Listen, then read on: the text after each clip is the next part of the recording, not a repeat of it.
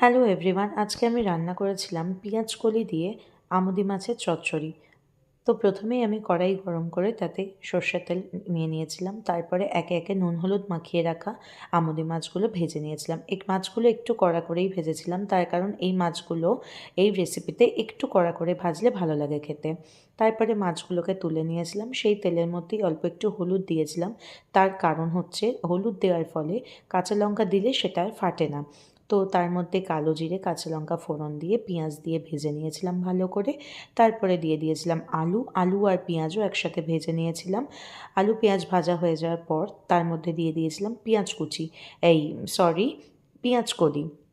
তারপরে ৭-৮টা কোয়া রসুন আর ২টো কাঁচা লঙ্কা একসাথে বেটে রেখেছিলাম, সেটা দিয়ে দিয়েছিলাম। সেটা দিয়ে ভালো করে কষিয়ে নেওয়ার পর একদম শেষে দিয়ে দিয়েছিলাম বেগুনটা, কারণ বেগুন খুবই নরম, সেটা দিলেই গলে যায়। তারপরে